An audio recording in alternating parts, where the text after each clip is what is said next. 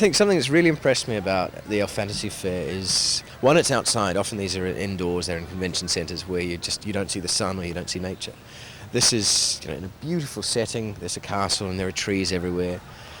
It's very much like a sort of medieval fair, which is very enjoyable. It's nice to be outside, nice to be in the sun. I initially became involved with Lord of the Rings, working on the script work way back before the film had gone into production. Peter and Philippa and Fran were putting together the scripts and working out whether it was going to be 2 films or 3 films, and I did some work recording those scripts as a radio play. So I played Frodo initially, I think, and various other characters. But it was great fun. There was a room of maybe about 10 of us all playing every character in the film, so it's a bit schizophrenic but fun. Makeup and costuming with Lord of the Rings was a huge part of the process, and the very important thing was that you should never see the prosthetics, you should never see the makeup. Elves have ears that point like that.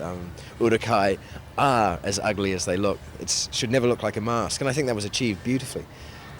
Dressed as an elf for long periods of time. When we were filming, each day you would go in and get made up and often put on clothing that looks magnificent but maybe isn't so comfortable.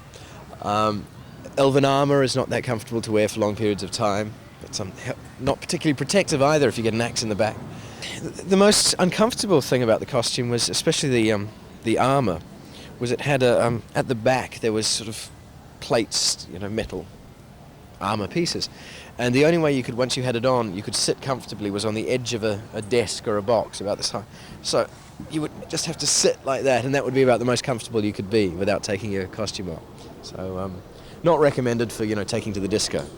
So, it's interesting being at these events and seeing the attention to detail that people have. Often costumes are made by themselves, and they're beautiful. They're carefully sewn, and the weaponry that they make, so jewellery. It's fascinating. There's a lot of talent, in the world, and people embrace it as a wonderful thing.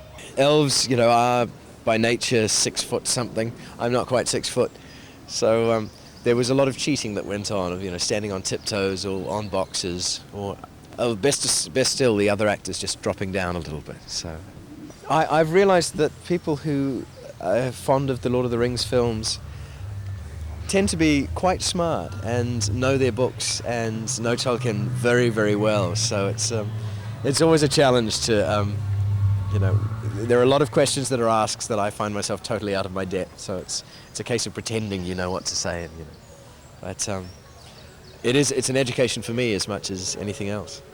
Yeah, I read a lot. I read all sorts of genres, but it had been more science fiction than fantasy, I think.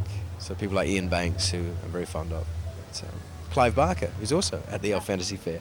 He's another great author. He's, I guess, more fantasy horror, but great writer. Okay, well, thank you. Thank you very much. Okay. Good to talk to you. Cheers.